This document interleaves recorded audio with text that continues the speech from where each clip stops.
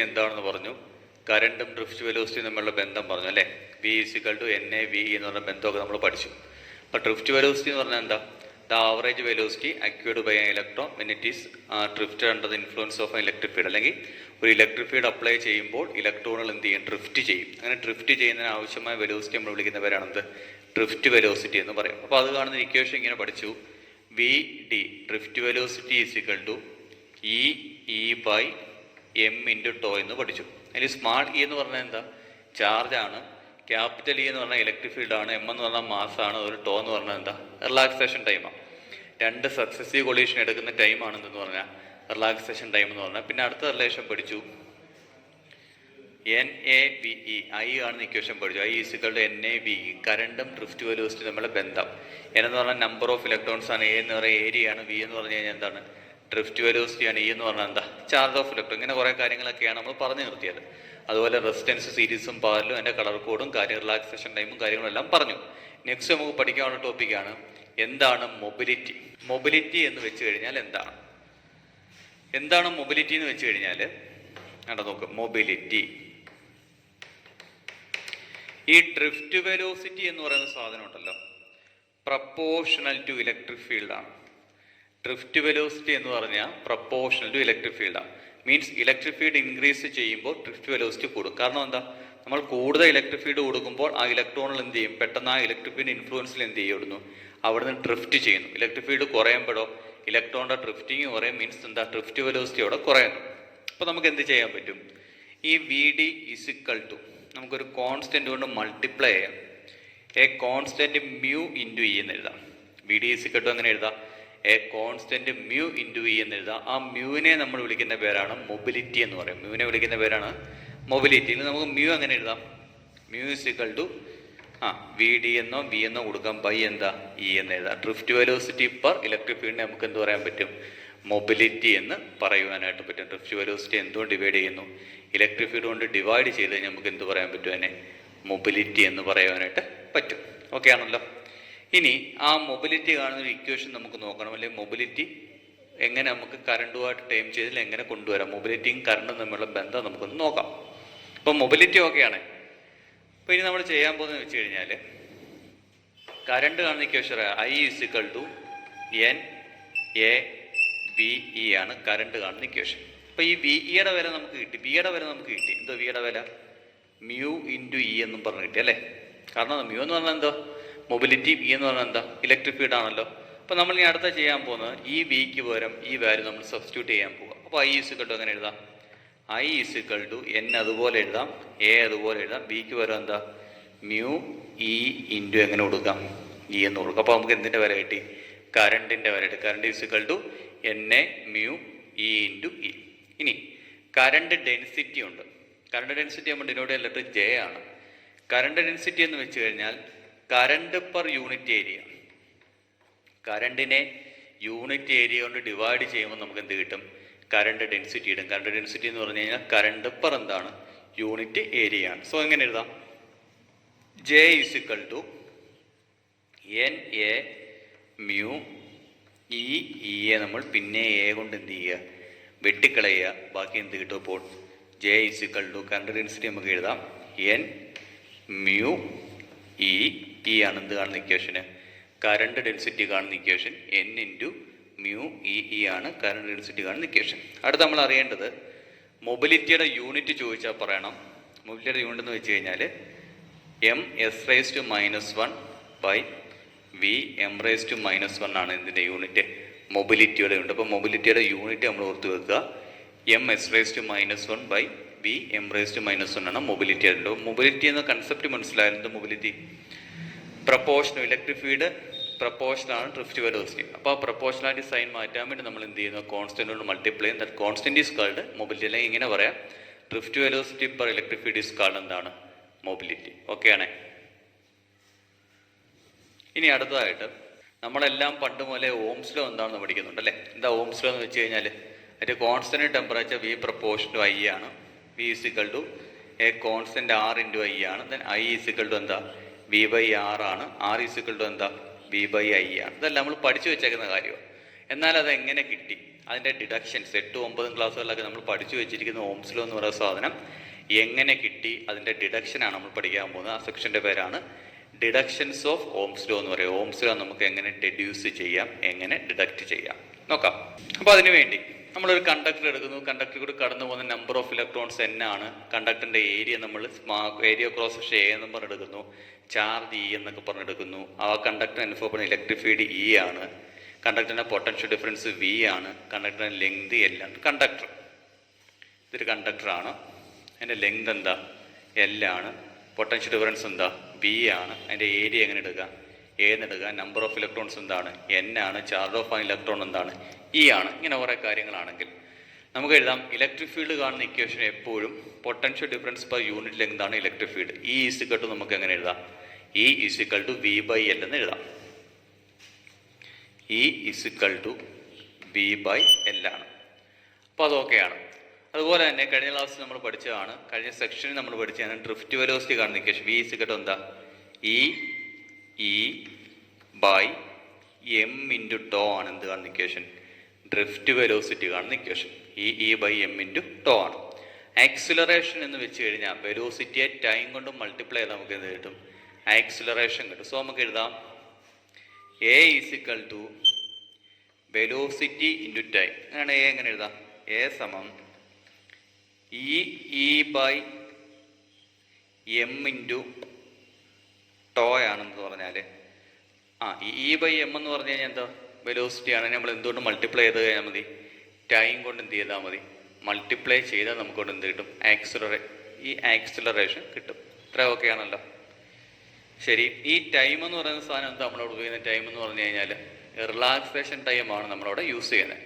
എന്താണ് relaxation time, നമ്മൾ പറഞ്ഞ ടോപ്പിക്കാണ്. റിലാക്സേഷൻ ടൈം എന്ന് വെച്ച് കഴിഞ്ഞാൽ രണ്ട് സക്സസീവ് കൊളീഷൻ ഇടയ്ക്കെടുക്കുന്ന ടൈമിനെ വിളിക്കുന്ന പേരാണ് എന്ത്, റിലാക്സേഷൻ ടൈം എന്ന് പറയുന്നത്. അതായത് ഇലക്ട്രോണുകൾ എന്ത് ചെയ്യുന്നുണ്ട്, മൂവ് ചെയ്യുമ്പോൾ അവ എന്ത് ചെയ്യുന്നുണ്ട്, കൊളൈഡ് ചെയ്യുന്നുണ്ട്. അങ്ങനെ രണ്ട് സ്പെസിഫൈഡ് ഉള്ള കൊളീഷനെ ഇടയ്ക്കെടുക്കുന്ന സമയത്തെ വിളിക്കുന്ന പേരാണ് എന്ത്, റിലാക്സേഷൻ ടൈം എന്ന് പറയുന്നത്. ഓക്കെ ആണേ, വേണ്ട ഈ ഇക്വേഷൻ അറിയാലോ. എ ഇസിക്കൽ ടു എന്താ, V by t. V is equal to എന്താ, എ ഇൻറ്റു ടി. അങ്ങനെയാണെങ്കിൽ നമുക്ക് കൊടുക്കാം വി സമം എക്ക് പകരം ഇ ബൈ എം ആണ്. ടിക്ക് പകരം എങ്ങനെ കൊടുക്കാം, ടോ എന്ന് കൊടുക്കാം. അപ്പോൾ വി ഇസിക്കൽ ടു എന്താ, ഇ ബൈ എം ഇൻറ്റു എന്താണ്, ടോ എന്ന് കൊടുക്കാം. ഇനി ഐ കാണുന്ന ഇക്വേഷൻ എഴുതാം. ഐ ഇസിക്കൽ ടു എന്താണ്, ഐ സമം എൻ എ വി ഇ ആണ് അല്ലേ. ആ വിക്ക് വരെ ഈ വാല്യൂ സബ്സ്റ്റിറ്റ്യൂട്ട് ചെയ്യാമല്ലോ. അപ്പോൾ ഐ ഇസിക്കൽ ടു എങ്ങനെ എഴുതാം, I is equal to N A വിക്ക് വരും എന്താ, E by M into tau into എന്താ, ഇ ആണ്. I is equal to N A E by M into tau into എന്താ, ഇ ആണ്. ഇനി നമുക്ക് ചെയ്യാവുന്ന കാര്യം എന്ന് വെച്ച് കഴിഞ്ഞാൽ എത്ര ഇ ഉണ്ട്, സ്മാൾ ഇ രണ്ടെണ്ണം ഉണ്ടല്ലോ. അപ്പോൾ ഐ ഇസിക്കൽ ടു ഇങ്ങനെ എഴുതാം, എൻ അതുപോലെ കൊടുക്കുക, എ ഒരെണ്ണേ ഉള്ളൂ, സ്മാൾ ഇ രണ്ടെണ്ണം. അപ്പം ഇ സ്ക്വയർ, ഒരു ടോ ഉണ്ട്, ബൈ എം, പിന്നെന്തുകൊണ്ട് ഒരു ഇലക്ട്രിക് ഫീൽഡ് ഇ കിടപ്പുണ്ട്. ഇനി നമ്മൾ ചെയ്യാൻ പോകുന്നത് ഇലക്ട്രിക് ഫീൽഡ് കാണുന്ന ഇക്വേഷൻ നമ്മൾ ആദ്യമേ എഴുതി വെച്ചിട്ടുണ്ട്. ഇ ഇസിക്കൽ ടു എന്താണ്, ഇ സമം വി ബൈ എൽ ആണ്. അപ്പോൾ നമ്മൾ ആ വാല്യൂ എന്ത് ചെയ്യുക, ഇലക്ട്രിക് ഫീൽഡിനെ സബ്സ്റ്റിറ്റ്യൂട്ട് ചെയ്യുക. അന്നേരം നമുക്ക് ഇക്വേഷൻ എങ്ങനെ എഴുതാം, I is equal to N A E square tau l by m ഉണ്ടല്ലോ, എൻ ഉണ്ട്, എ ഉണ്ട്, ഇ സ്ക്വയർ ഉണ്ട്, ടോ ബൈ എം ഉണ്ട്, ഇ ഉണ്ടല്ലോ. ഇക്ക് വരെ എന്ത് ചെയ്യുക, ബി ബൈ എൽ എന്ന് കൊടുക്കുക. ഇക്ക് വരെ സബ്സ്റ്റിറ്റ്യൂഷൻ ബി ബൈ എൽ എന്ന് കൊടുക്കുക. ബാക്കി നോക്കിയേ, ഐ സമം N A E square tau b by m l എന്ന് കിട്ടി. ഇല്ല, എൻ എന്ന് പറഞ്ഞാൽ എന്താ, നമ്പർ ഓഫ് ഇലക്ട്രോൺസാണ്. അതെപ്പോഴും എന്താ, കോൺസ്റ്റന്റ്, അത് മാറുന്നില്ല. എ എന്ന് പറഞ്ഞാൽ സ്പെസിഫൈഡ് ആ ഏരിയ ആണ്, അവ എന്ത് ചെയ്യുന്നില്ല, ചേഞ്ച് ചെയ്യുന്നില്ല. ഇ എന്ന് പറഞ്ഞാൽ എന്താ, ചാർജ് ഓഫ് ഇലക്ട്രോൺ 1.6 × 10⁻⁻90 ആണ്, അത് ചേഞ്ച് ചെയ്യുന്നില്ല. ടോ എന്ന് പറഞ്ഞു കഴിഞ്ഞാൽ ഇലക്ട്രോണിൻ്റെ കൊളീഷനാണ്, സക്സസീവ് കൊളീഷനാണ്, അതിന് ചേഞ്ച് ഇല്ല. എം എന്ന് പറഞ്ഞാൽ മാസാണ്, അത് ചേഞ്ച് ചെയ്യുന്നില്ല. എൽ എന്ന് പറഞ്ഞാൽ ലെങ്ത്. ഇത്രയും കാര്യങ്ങൾ എന്ത് ചെയ്യുന്നില്ല, അതിനൊന്നും യാതൊരു ചേഞ്ചും ഇല്ല. ചേഞ്ച് എന്തിനു മാത്രം വരാം, പൊട്ടൻഷ്യലിന് മാത്രമേ ചേഞ്ച് ഉണ്ടാവത്തുള്ളൂ. സോ നമുക്ക് എഴുതാം ഐ എന്ന് പറഞ്ഞാൽ ആണ്ട് ഇത്രയും ടേമുകളുണ്ടല്ലോ, ഇതിന് പകരം നമ്മൾ കോൺസ്റ്റന്റ് എന്ന് കൊടുക്കാം. എ കോൺസ്റ്റന്റ് ഇൻറ്റു എന്താ, V. I is equal to a constant into V. മനസ്സിലായല്ലോ. That is I proportional to എന്താ, V. I proportional to V. V proportional to I ആണെങ്കിൽ പ്രപ്പോർഷണാലിറ്റി കോൺസ്റ്റന്റ് 6 ആണ്. എന്നാൽ ഐ പ്രപ്പോർഷണൽ വി ആയതുകൊണ്ട് proportionality constant എന്ന് പറഞ്ഞാൽ 1/r ആണ്. 1/r ഇൻറ്റു വി എന്ന് എഴുതാം. Is equal to 1/r into P. ഇതിൽ നമുക്ക് ആറിന്റെ വില എഴുതാമല്ലോ. 1/rന്റെ വില എങ്ങനെ എഴുതാം? 1/r is equal to N A E square tau by m l ആണ് 1/rന്റെ വില. എന്തിന്റെ വില? 1/r. അങ്ങനെയാണ് ആർ എങ്ങനെ എഴുതാം? ആർ ഇസിക്കൽ ടു തിരിച്ചിട്ടാൽ മതി M L by N A E square ടോയാണ് റെസിസ്റ്റൻസിന്റെ വില. ഇതാണ് ആറിന്റെ വില. എം എന്ന് പറയുമ്പോൾ mass, length, number of electron, area, charge of electron and relaxation time. ഇനി റെസിസ്റ്റിവിറ്റി ടൈമിൽ നോക്കിയേ. റെസിസ്റ്റിവിറ്റി കാണുന്ന ഇക്വേഷൻ ആർ ഈക്വൽ ടു എന്തായിരുന്നു? ആർ സമം rho into L by A അല്ലേ? ആർ ഈക്വൽ ടു എന്താണ്? Rho into L by A. ആറിന്റെ വില ഇപ്പൊ നമുക്ക് കിട്ടിയല്ലോ. എന്തോ ആറിന്റെ വില? M L by N A E square tau ആണ് ആറിന്റെ വില. Equal to rho into L by A. വെട്ടിക്കളയണ്ടല്ലോ, വെട്ടിക്കളയാലോ. എയും എയും വെട്ടിക്കളയാം, ഒരു എല്ലും എല്ലും വെട്ടിക്കളയാം. ബാക്കി റെസിസ്റ്റിവിറ്റിയുടെ വില എന്ത് കിട്ടി? Resistivity rho equal to m മോളിൽ കിടപ്പുണ്ട് ബൈ എന്താ? N e square tau. ഇതാണ് എന്തിന്റെ വാല്യൂ? റെസിസ്റ്റിവിറ്റിയുടെ വാല്യൂ. അപ്പൊ നമുക്ക് റെസിസ്റ്റൻസും കിട്ടി, റെസിസ്റ്റിവിറ്റിയും കിട്ടി. ജസ്റ്റ് ഞാൻ പെട്ടെന്ന് പറഞ്ഞുതരാം എളുപ്പത്തിന് വേണ്ടി. ഒന്നും ചെയ്യേണ്ട. ആദ്യം നമ്മൾ എന്ത് ചെയ്യുക? ഇലക്ട്രിക് ഫീൽഡ് ഇ എഴുതി വെക്കുക. ഇ ഈക്വൽ ടു നമുക്ക് എങ്ങനെ എഴുതാം? ഇ സമം വി ബൈ എൽ ആണ്. കണ്ടോ? പിന്നെ നമുക്കറിയാം ഡ്രിഫ്റ്റ് വെലോസിറ്റി വി കാണുന്ന ഇക്വേഷൻ എന്താ? എ ഇൻറ്റു ടി ആണ്. Velocity equal to acceleration into t ആണ്. ആക്സിലറേഷൻ എന്ന് പറഞ്ഞു കഴിഞ്ഞാൽ ഇ ബൈ എം ആണ് ആക്സിലറേഷൻ കാണുന്നത്. നമ്മൾ കഴിഞ്ഞ സെക്ഷനിൽ പറഞ്ഞിട്ടുണ്ട് ആക്സിലറേഷൻ കാണുന്നത് എങ്ങനെയാ? ഇ ബൈ എം ആണ്. അങ്ങനെയാണ് velocity equal to E by M into ഈ ടിക്ക് പകരം റിലാക്സേഷൻ ടൈം ടോ എന്ന് കൊടുക്കാം. പിന്നെ അടുത്ത സെക്ഷൻ എന്താ? I equal to N A B E ആണ്. That is I equal to N into A into ബിക്ക് പകരം എന്താ? E by M into tau into E ആണ്.